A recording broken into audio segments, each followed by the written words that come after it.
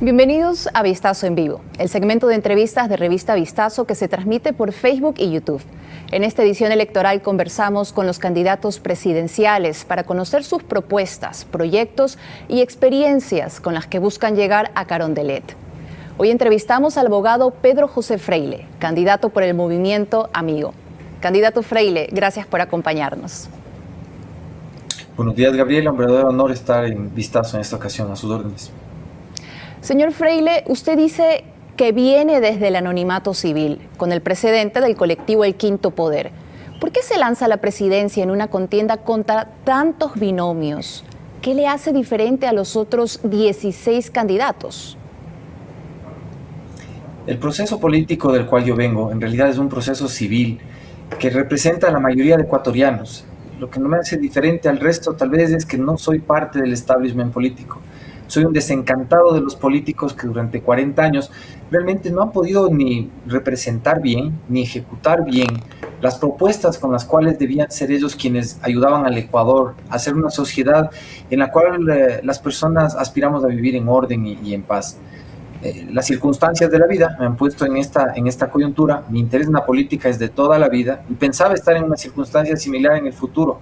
Tal vez no en este momento ni en estas circunstancias, pero teniendo un plan y teniendo un movimiento, lo responsable es ponerlo a disposición de la ciudadanía. El hecho de que existan muchas candidaturas es un fruto del sistema, no es una decisión mía ni del resto de candidatos. Es un sistema que fue instaurado por alguien que no da la cara ante la justicia, que está fuera del país y que construyó este desorden que vemos en el sistema democrático alrededor nuestro para garantizarse su estadía en el poder.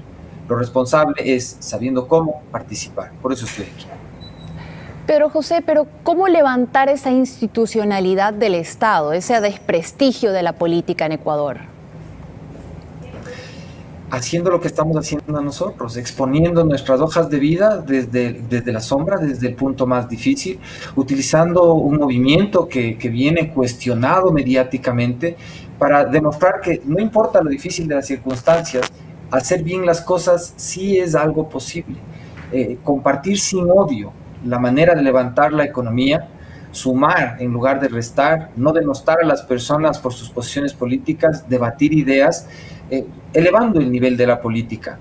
El primer paso es hacer lo que estamos haciendo, demostrar que se puede hacer de una manera diferente. Ahora, en 2020 Ecuador atravesó 3 pandemias, la del COVID-19, una de desinformación y otra de corrupción. Además de recuperar los fondos públicos sustraídos y de fortalecer la función judicial, como usted propone, ¿qué acciones tomaría para que su gobierno no caiga en este mal común?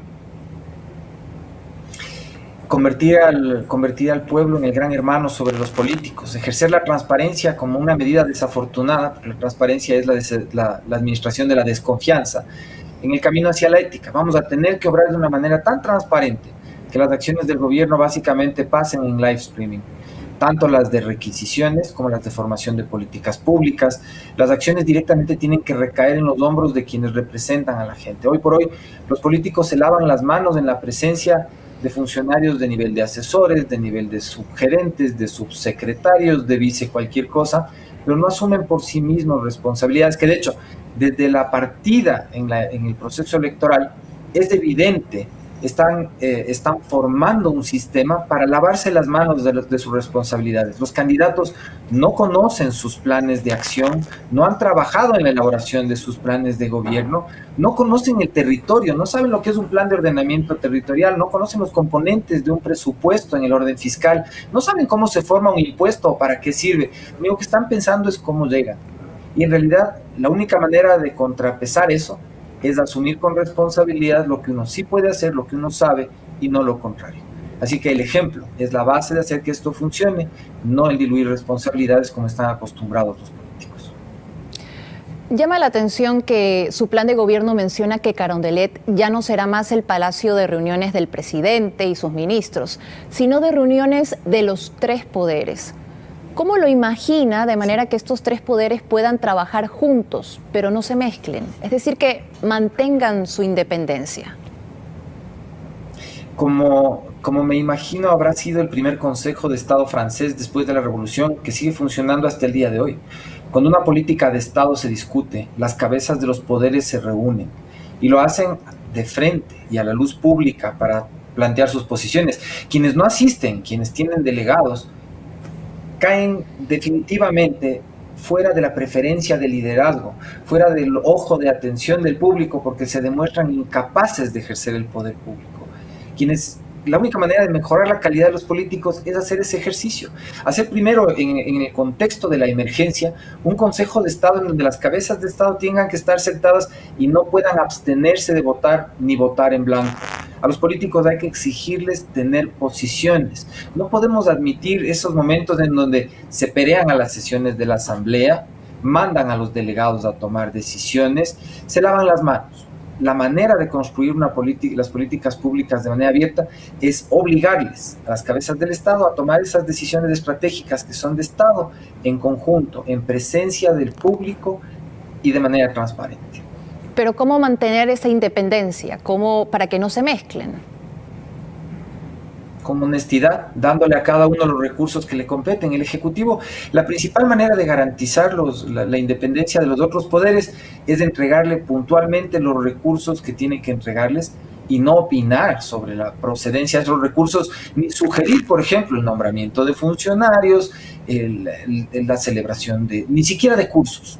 El Estado central tiene que dedicarse a entregar recursos a los otros y someterse a las competencias que tienen los demás. Las cosas que se tienen que negociar, como las políticas públicas, tienen que ser a la luz pública, inclusive entre fuerzas políticas. Cuando existe un plan, por ejemplo, nuestro gobierno tiene un plan que tiene que ver con un tema de seguridad en donde el partido X, no digamos uno en particular, tiene un funcionario que es militante de ese partido y es una persona competente para poder participar en esto. La invitación, la sugerencia, la colocación de cuadros políticos tiene que ser algo que se exhiba a la luz pública. Países más desarrollados, con democracias más maduras que la nuestra, lo hacen. Y de hecho, ese escrutinio público, esa gestión abierta, demanda de más reflexión de parte de los políticos, de más cuidado en la elaboración de alianzas y definitivamente en la selección de personas que les pueden hacer quedar muy mal o les pueden hacer quedar muy bien.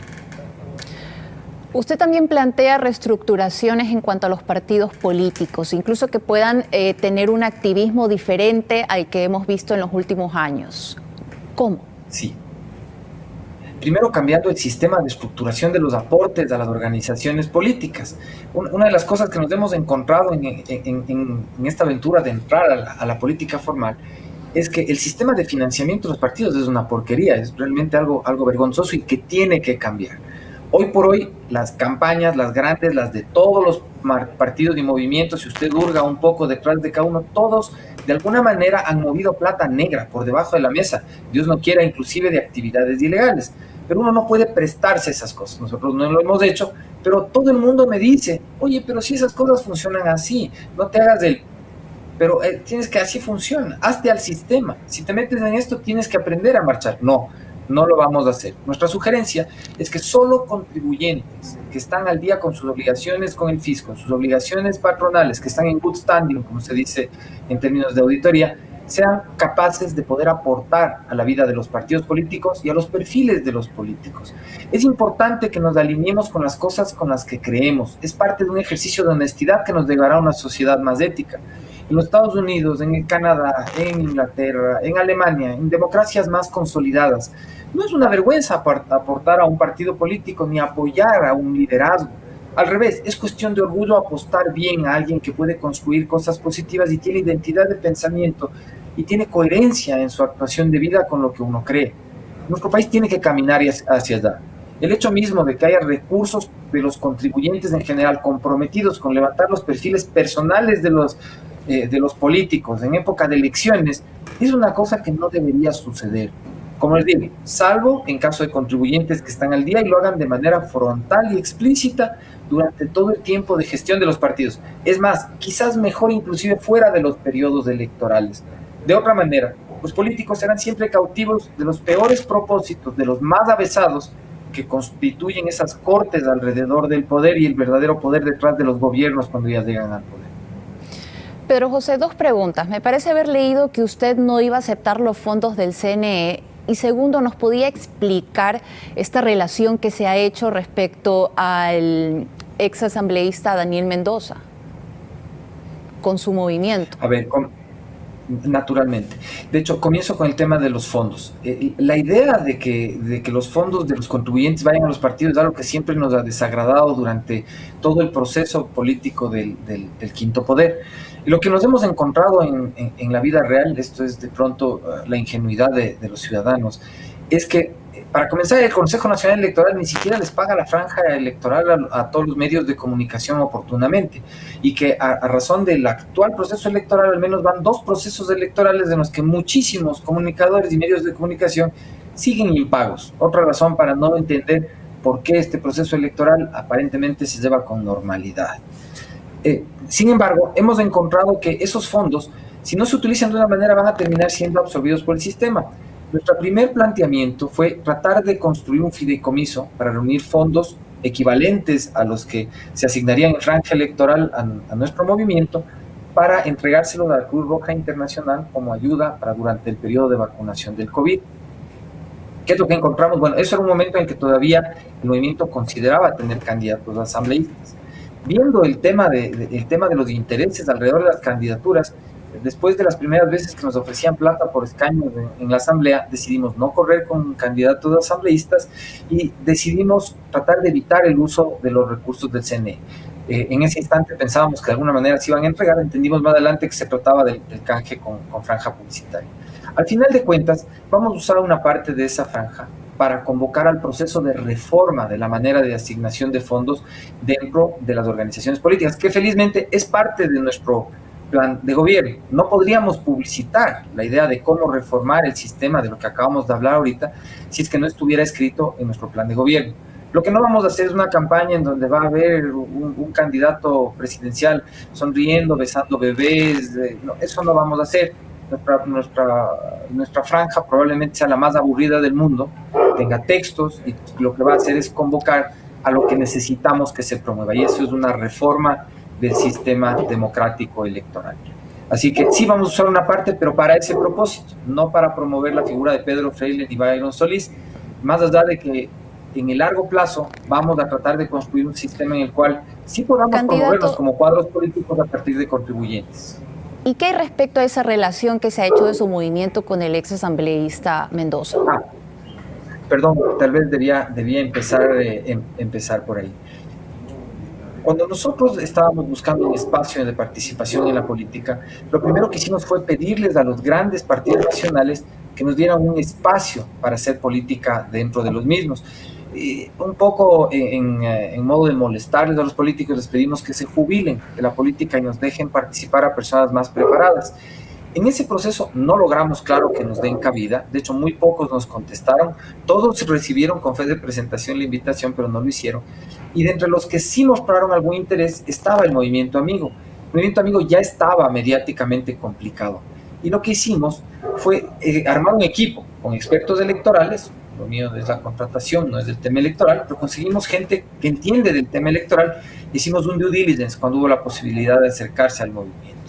Nuestra conclusión fue que jurídicamente, primero, no existía relación legal entre el asambleísta y el movimiento y todo lo que se hablaba de la señora Atamainti y demás. Por lo cual nuestra apuesta era que este movimiento iba a quedar en pie.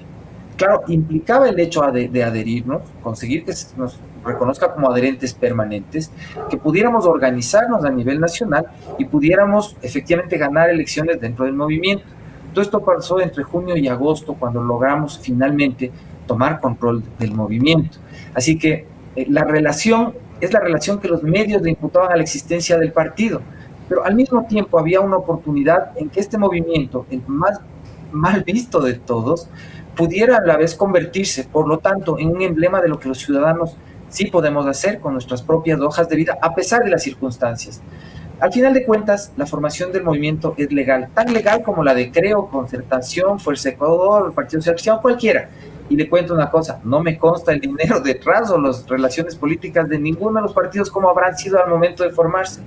Como ciudadano, para mí todos apestan igual, o digámoslo así, todos funcionan igual o merecen el mismo respeto también.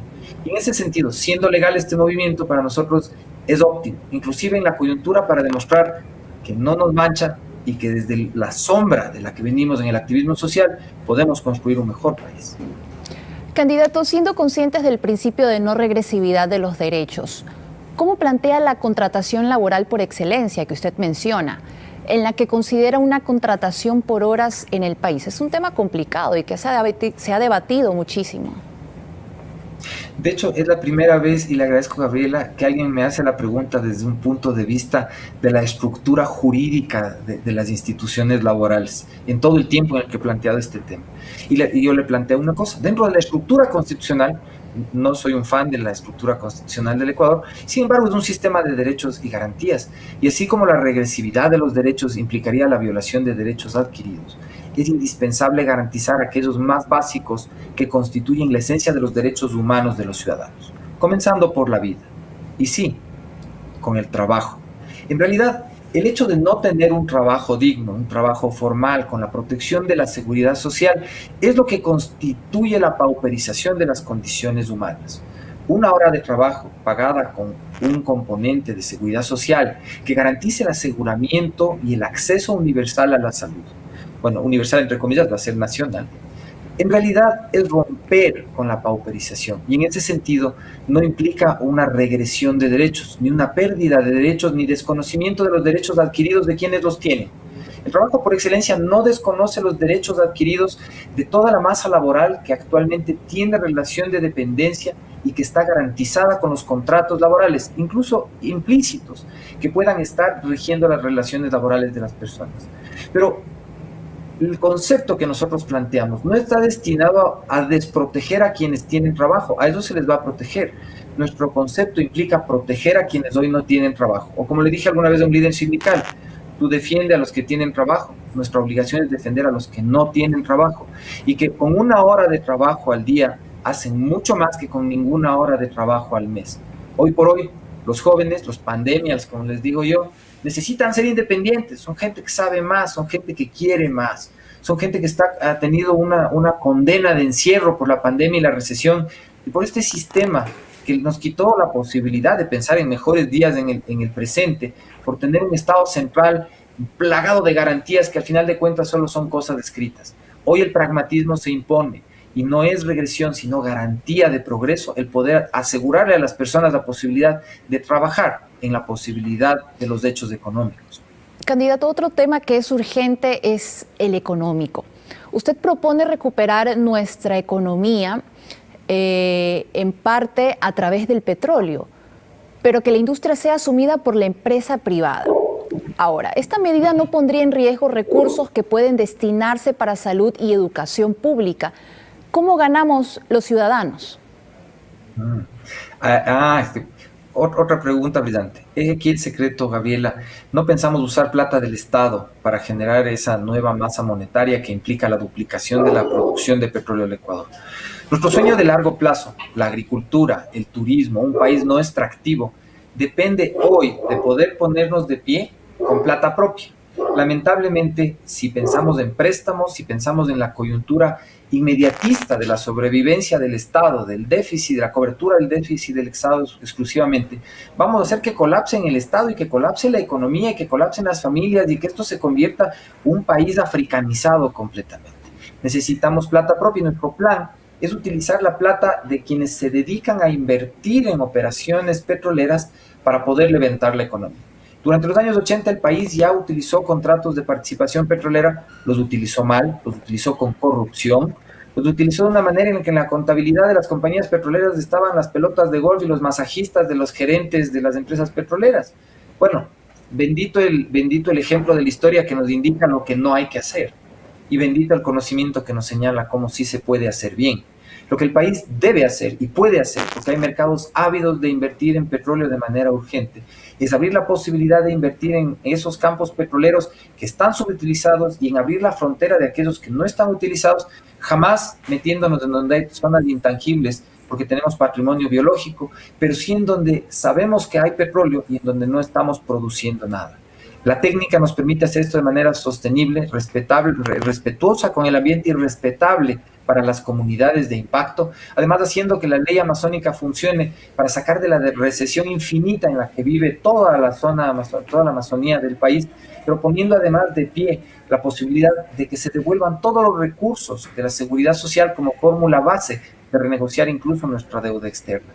El petróleo hoy por hoy no es la posibilidad de endeudarnos más, sino la posibilidad de traer divisas nuevas, de generar plata propia. Candidato, pero si hablamos de la recuperación a través de la industria de hidrocarburos, que sabemos es limitada a corto plazo, ¿cuándo y cómo vamos a empezar a prepararnos para ese futuro más próximo que nada sin combustibles fósiles? Ahora mismo, Gabriela. De hecho, es indispensable hacerlo y a partir de los combustibles fósiles, digámoslo así, para poder luchar contra el esclavismo. Abraham Lincoln tuvo que asegurarse de hacer funcionar primero bien las empresas esclavistas, si no las reformas hubieran sido imposibles. Para combatir en la prohibición el alcohol ilegal, los Estados Unidos tuvieron que entrar en un proceso de formalizar la actividad. Hoy por hoy nosotros necesitamos, para poder acabar con el extractivismo, terminarnos del petróleo. Dubái, el Principado de Dubái se construyó de esa manera. El príncipe de Dubái, el padre del actual príncipe, en determinado momento decidió explotar todo el petróleo que tenía. Sus primos de los otros Emiratos pensaron que estaba loco, pero al final de cuentas lo que hizo fue usar bien el resultado de esa producción petrolera. Lo invirtió en otras cosas, como nosotros podemos invertir en otras cosas. Pero fue entonces, dinero propio que generó bonanza. Candidato, ¿su gobierno contemplaría la promoción de generación de energías renovables que en Ecuador son escasas? ¿Cómo las promovería? ¿Con estos recursos del petróleo también? Con esos recursos del petróleo, porque yo le cuento una cosa, de hecho, uno de mis sectores de actividad económica es el sector eléctrico y puntualmente las actividades asociadas a la generación de electricidad a partir de fuentes renovables, fuentes eólicas, batimareas, fuentes geotermales. Y dentro de esa perspectiva en la cual tengo el gusto de trabajar no solo en el Ecuador, le puedo decir que la tecnología de esas industrias requiere y requerirá todavía durante al menos 10 años de subsidios de parte del Estado para poder llevarse a cabo. Los proyectos eólicos, los proyectos batimareas, fotovoltaicos y de ese orden de tecnologías, incluso los de energías alternativas atómicas, requieren de subsidio estatal. Entonces, para poder llegar a que esos proyectos que nos van a liberar de las fuentes de energía de combustibles fósiles lleguen a funcionar de manera rentable, vamos a tener que apostarle a apoyar esa industria para que suceda. Y no podemos hacerlo a partir de endeudarnos sin tener una fuente de repago, porque entonces no van a suceder estas fuentes de energía, como la eólica. Necesitamos tener la capacidad de traer inversiones que no solo construyan estos aerogeneradores en el Ecuador a partir de deuda, sino que produzcan esta tecnología para el largo plazo. Por eso necesitamos plata propia, y lamentablemente esa viene hoy del petróleo. No puede venir de los impuestos que les cobremos a bananeros, a camaroneros, a quienes producen cacao o que producen café. A ellos tenemos que quitarles impuestos para que puedan exportar y generar fuentes de divisas que sostengan la dolarización también. Para hacer esto, necesitamos petróleo. Candidato, otra de las cosas que más me llamó la atención de su plan de gobierno es que usted contempla la creación de un gobierno digital. ¿Cómo piensa articularlo en un país en el que menos de la mitad de su población cuenta con internet en casa? Es que el gobierno digital comienza por eso. Durante el inicio de la pandemia tuve una experiencia que rompió todos mis esquemas respecto de las posibilidades o inhabilidades que tiene el Estado. Hablaba con una pareja de maestros, los dos maestros fiscales, con 3 hijos, y en la casa de ellos resulta que había una laptop y un celular. Entonces, en esa casa, ¿quién trabaja? ¿Quién aprende? Una desconexión absoluta. La brecha digital, esa diferencia entre ricos y pobres a través de la desconexión, se ha aumentado durante la pandemia, porque en nuestro país no hemos hecho uso de los recursos que tenemos. Tenemos concesionarios de telecomunicaciones que están por entrar, digamos, del próximo año en el inicio de una posibilidad de renegociar o retirarse de sus contratos que fenecen en el 2023. Esos contratos dan a luz, a nivel contractual, un fondo que se llama de conectividad universal, en el cual deberían haber, presumo que hay ese dinero, más de $1.000 millones que sirven para darle conectividad de Internet a 300.000 kilómetros cuadrados. Eso quiere decir más que la superficie de todo el Ecuador. La razón por la que no tenemos Internet, para mí solo tiene una razón desde el punto de vista especulativo, y esa es corrupción. Hay alguien que se beneficia de que estemos desconectados, porque existiendo los recursos, existiendo el marco legal, no haber ejecutado esas obras para garantizar esa infraestructura de base, no tiene otra explicación, es corrupción. Nosotros vamos a corregir eso, vamos a darle conectividad al territorio con esos recursos que existen, y Eso nos permitirá, primero, tener un gobierno de cercanía directo entre los presupuestos de los gobiernos autónomos descentralizados, que son los que realmente tienen que estar conectados con a la gente estar conectadas con el gobierno, simplificar trámites, atender presupuestos, atender la educación, atender la conectividad, es un derecho humano básico. Por eso tiene que estar entre las prioridades utilizar esos recursos para que el gobierno digital pueda suceder. Pedro José, esta es otra pregunta, pero hay que hacerla, el tiempo es un poco corto. Sí, claro. ¿Por qué promueve que la infraestructura hospitalaria del IES pase a la red de salud pública, si es una infraestructura que ha sido armada con el aporte de los afiliados? No olvidemos que el IES es una entidad autónoma, con recursos propios y distintos de los del fisco. Definitivamente es así. De hecho, la seguridad social, los aportantes, quienes hemos confiado en el IES, yo en mi caso desde mi mayoría de edad, hace bastante tiempo, esperamos algún día poder jubilarnos y esperamos que los servicios del IES crezcan. Pero la lógica con la cual la revolución juliana dio a luz esta valiosísima institución, que además en nuestra visión ideológica es la columna vertebral de la economía y el funcionamiento saludable de la sociedad, requiere de que haya más gente conectada con el sistema y que los recursos de la seguridad social estén destinados a invertirse de una manera segura.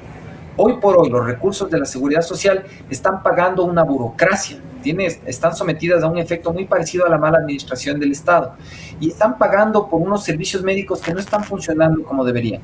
Quienes van a la red de salud pública aspiran a ser tratados como en el IES y quienes van al IES aspiran a ser tratados como en el sector privado de la salud. El concepto de la salud en nuestro sistema constitucional es que se trata de un servicio público universal. Y esto quiere decir que tiene que ser prestado y estar accesible para todos de distintas maneras, entiéndase por el sector privado o público. De hecho, en términos formales y constitucionales, los que presta el IES deberían ser considerados privados, porque el IES no es del Estado, es del IES, y si no es del Estado, es del sector privado. ¿Qué es lo que pasa? Al ser un servicio público, toda la infraestructura debería estar cotejada y estandarizada para ser de igual, óptima calidad para todo el mundo.